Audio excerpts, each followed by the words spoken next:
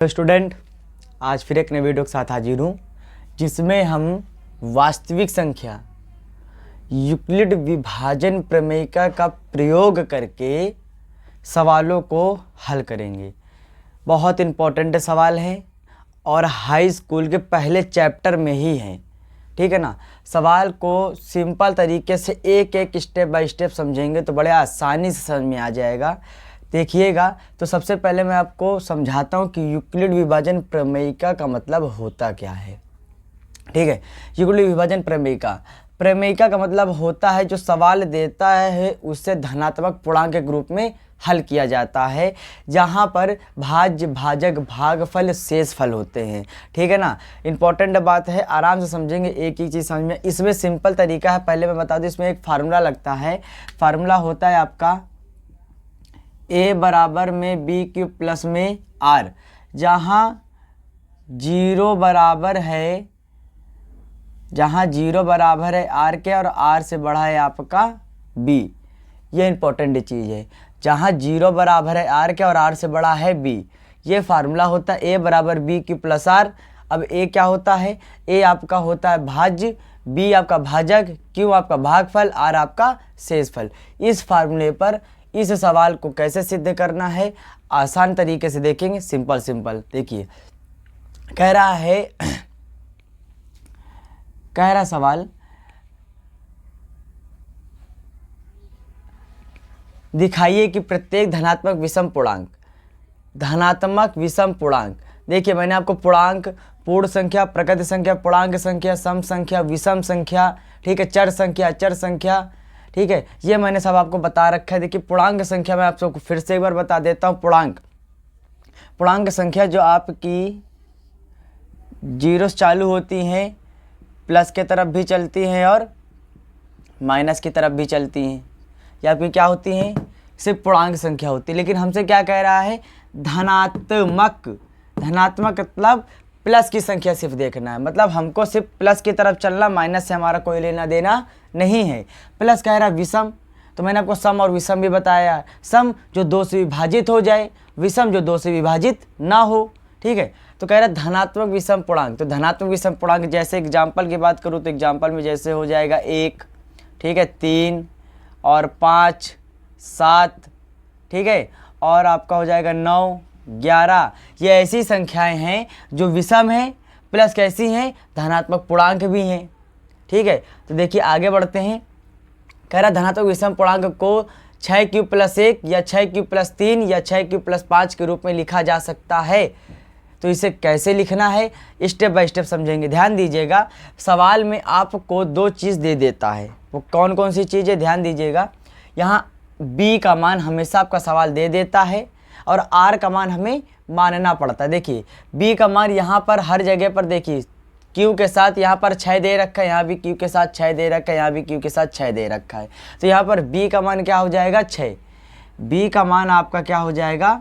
6। b का मान आपका 6 हो गया। क्यों? अब यहाँ पर अगर b जहाँ पर q के साथ अगर यहाँ 6 की जगह पर 5, 4, 3, 2 जो भी दिया होता वो किसका मान होता? b का। और r का मान क्या होता है?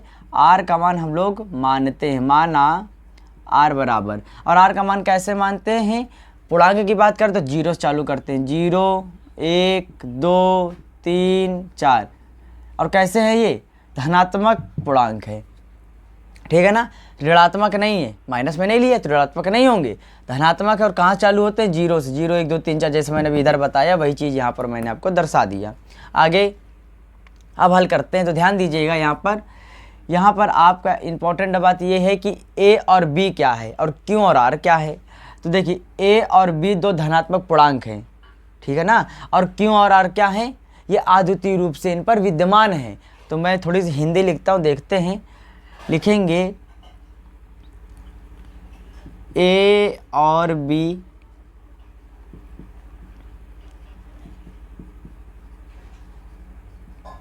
दो धनात्मक पूर्णांक हैं, जहाँ Q और R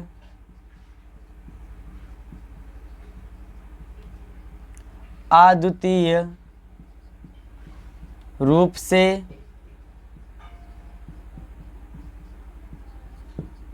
विद्यमान है। ठीक है, ये इम्पोर्टेंट बहुत है। ये आप लोगों को अगर सवाल दे देता है तो ये हिंदी आप ज़रूर लिख दीजिएगा। देखिए स्टेप बाय स्टेप एक एक हल करते हैं। पहले अगर मैं r का मान अगर 0 रख देता हूँ तो क्या निकल के आता है देखते हैं। तो पहला स्टेप, अगर r बराबर 0 रखने पर तो ये फार्मूला रखेंगे a बराबर में b³ प्लस में r। तो a बराबर में b बराबर में है 6 तो 6³ प्लस r बराबर में यहाँ मैंने मान रखा है 0। तो 0 का मतलब कुछ होता नहीं है, तो a बराबर में आए 6³ अब 6³ क्या है, अब यहाँ पर ध्यान दीजिएगा ये 6 है। जब किसी चीज़ में 2 कॉमन मिल जाए तो आपका क्या हो जाएगा, 2 से विभाजित होगा, और कॉमन नहीं मिले तो 2 से विभाजित वो नहीं होगा। तो यहाँ पर 6³ है। अगर 6³ का भाग मैं 2 से लगा दूँ तो देखिए आराम से कट गया, 3³ आ गया। यहाँ पर 0 था, 0 कोई मतलब होता नहीं है, कॉमन जाएगा नहीं, तो यहाँ सिर्फ अकेला बचेगा। तो ये कैसा पूर्णांक है, ये 2 से विभाजित हो रहा है, तो ये कैसा पूर्णांक होगा, ये सम पूर्णांक होगा। ठीक है ना, तो यहाँ पर लिख दीजिए यह 2 से विभाज्य है। ठीक, अब आगे चलते हैं। सेम उसी प्रकार देखते हैं दूसरा स्टेप। दूसरे स्टेप में भी r बराबर 0 रखा, अब एक बार r बराबर 1 रखेंगे। अब जब r बराबर 1 रखेंगे तो फार्मूला है a बराबर में b³ प्लस में r। तो a बराबर में आ जाएगा 6³ प्लस में 1। अब b का मान तो देखिए सेम उसी तरह चलेगा, b के मान में कोई चेंजिंग, बस r के मान में चेंजिंग चलती जाएगी। तो देखिए यहाँ पर 6³ प्लस 1, इसमें कुछ कॉमन नहीं मिल रहा है। जब तक कि 2 कॉमन नहीं मिलेगा तो क्या होगा, विभाजित नहीं होगा। तो ये क्या हो जाएगा, यहाँ 2 से विभाज्य नहीं है। और जब 2 से विभाजित नहीं होगा तो ये किस प्रकार का पूर्णांक होगा, धनात्मक विषम पूर्णांक होगा। कैसा पूर्णांक होगा, ये आपका विषम पूर्णांक होगा। ठीक है ना, अगला स्टेप देखते हैं, इसी प्रकार आसानी से हल करेंगे। अगला स्टेप, तीसरा स्टेप यहाँ पर लगाता हूँ। अब r बराबर मैं 2 रख के देखूँगा, तो फार्मूला वही है a बराबर में b³ प्लस में r। तो a बराबर में हो जाएगा 6³ प्लस में 2। तो यहाँ पर ध्यान से देखें तो यहाँ पर इन दोनों में 2 कॉमन मिल जाएगा। जब 2 कॉमन ले लेंगे तो अंदर बचेगा 3³ प्लस में 1। अब देखिए यहाँ पर जब 2 कॉमन ले लिया, 2 का जब इसमें भाग लगा देंगे तो ये क्या हो जाएगा, कट जाएगा। तो ये किस प्रकार का पूर्णांक है, ये आपका 2 से विभाज्य हो जाएगा। तो किस प्रकार का पूर्णांक है, ये एक सम पूर्णांक है। कैसा पूर्णांक है, ये आपका सम पूर्णांक है। क्यों है, क्योंकि ये 2 से भाज्य है। ठीक है ना, ये 2 से भाज्य है। क्यों, क्योंकि ये कट गया तो भाज्य हो जाएगा। आगे अगला स्टेप हल करते हैं। फिर r बराबर में 3 रखता हूँ, तो a बराबर में b³ प्लस में r। तो a बराबर में 6³ प्लस में 3। इन दोनों में देखिए 2 कॉमन नहीं मिल रहा है, तो ये क्या हो जाएगा, विषम पूर्णांक हो जाएगा। ठीक है, ये क्या हो जाएगा, विषम पूर्णांक होगा। और कैसा वो होगा, ये 2 से विभाज्य नहीं होगा। ये क्या होगा, ये 2 से विभाज्य नहीं है। ठीक, अगला स्टेप कहाँ तक माना है, 4 तक माना है, 4 तक हल करेंगे। अगला स्टेप, अब अगर मैं r बराबर 4 रखता हूँ तो फार्मूला फिर वही है, a बराबर में b³ प्लस में r। तो a बराबर में आ जाएगा 6³ प्लस में यहाँ पर आ जाएगा 4। तो देखिए इन दोनों में फिर से 2 कॉमन मिल जाएगा, तो अंदर 3³ प्लस में 2। तो देखिए 2 का जब भाग लगाएंगे तो 2 से 2 फिर कट जाएगा। तो ये क्या हो जाएगा, ये आपका सम पूर्णांक होगा। ठीक है, और क्यों होगा, क्योंकि यह 2 से विभाज्य है। ठीक है, 2 से ये क्या हो रहा है, कट रहा है। हमको कहाँ तक पूछ रहा है, 5 तक पूछ रहा है। तो यहाँ पर 5 तक मांगेंगे। अगला स्टेप मैं यहाँ हल कर देता हूँ, थोड़ा जगह की शॉर्टेज है, ठीक है। तो यहाँ पर देखिए हल करता हूँ। अब अगर मैं r बराबर 5 मान लेता हूँ तो a बराबर में हो जाएगा b क्यूब प्लस में r, तो a बराबर में हो जाएगा 6 क्यूब प्लस में 5। अब यहाँ देखिए इसमें 2 कॉमन नहीं मिल रहा, तो ये क्या हो जाएगा, विषम पूर्णांक हो जाएगा। क्या होगा,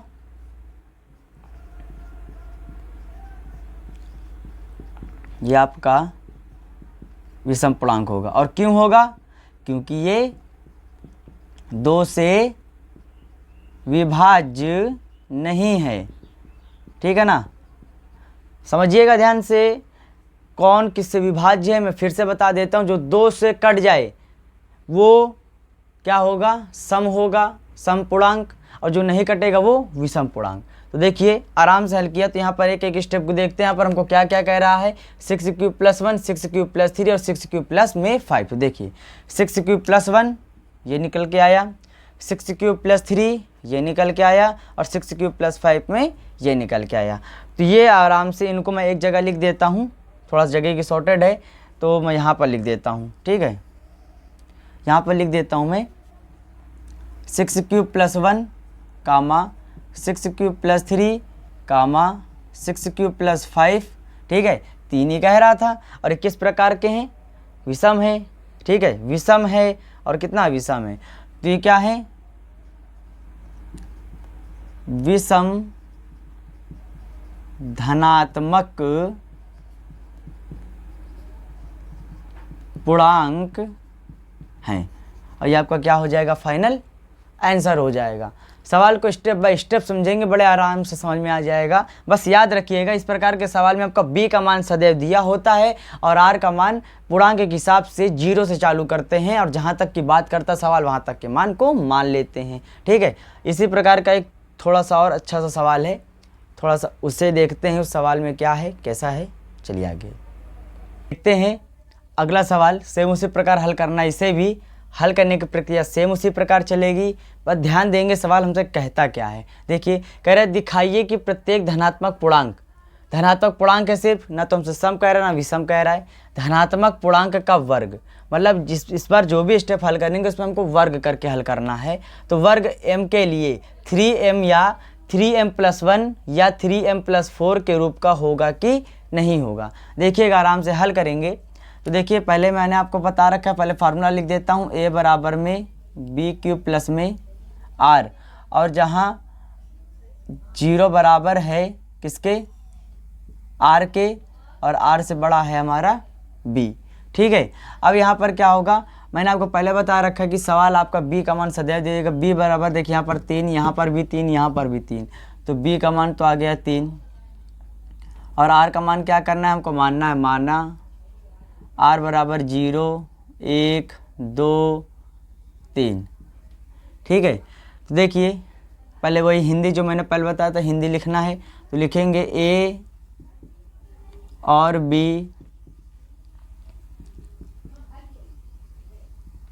दो धनात्मक पूर्णांक हैं,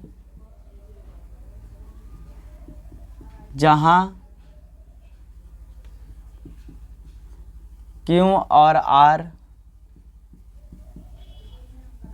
अद्वितीय रूप से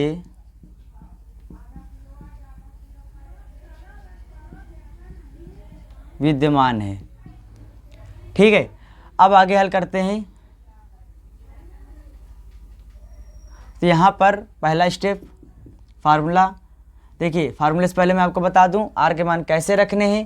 तो देखिए r बराबर पहले 0 है, तो पहले यहाँ पर r बराबर 0 मानेंगे। फार्मूला लिखेंगे a बराबर में b क्यूब प्लस में r, तो यहाँ a बराबर b बराबर में 3, तो 3 क्यूब प्लस r बराबर में 0। अब यहाँ पर सवाल कह रहा है हमसे वर्ग करना है, तो यहाँ पर वर्ग करेंगे। तो यहाँ लिख देंगे दोनों पक्षों पर वर्ग। जब वर्ग करेंगे तो यहाँ आ जाएगा a स्क्वायर बराबर 3 क्यूब प्लस 0 पूरे का होल स्क्वायर। इसे a प्लस बी के होल स्क्वायर में तोड़ेंगे तो a स्क्वायर बराबर में आ जाएगा 3 क्यूब का होल स्क्वायर प्लस 0 का होल स्क्वायर प्लस 2 गुणे 3q गुणे में 0। आगे हल करेंगे तो ए स्क्वायर बराबर यहाँ पर जाएगा 3 3 9, ठीक है ना। तो यहाँ पर आ जाएगा 9q स्क्वायर। अब यहाँ पर देखिए 0 का गुणा चाहे जितनी बार करें 0 आएगा, और जब किसी संख्या 0 गुणा करते तो 0 आता है, 0 का कोई मतलब यहाँ पर नहीं होगा। तो यहाँ पर आ जाएगा 9q स्क्वायर, और हमें पहला स्टेप क्या ज्ञात करना है 3m। तो यहाँ पर थोड़ी सी चेंजिंग करेंगे। चेंजिंग क्या करेंगे, यहाँ लिखेंगे ए स्क्वायर बराबर 3 गुणे 3q स्क्वायर। तो यहाँ पर 3q स्क्वायर, यहाँ पर जब 3q स्क्वायर को अगर मैं m मान लूँ तो यहाँ पर हमें 3m प्राप्त हो जाएगा। तो यहाँ लिख लेंगे माना 3q स्क्वायर बराबर में m। तो यहाँ पर ए स्क्वायर बराबर में आ जाएगा 3m। ये पहला स्टेप तो हमने सिद्ध कर लिया, राइट है। अब अगला स्टेप कह रहा है 3m + 1, इसे प्रूव करते हैं। तो देखिए दूसरा स्टेप यहाँ से हल करता हूँ। तो यहाँ r बराबर मानेंगे 1, यहाँ 0 माना था, अब 1 की बारी। तो फिर फार्मूला a बराबर में b³ प्लस में r।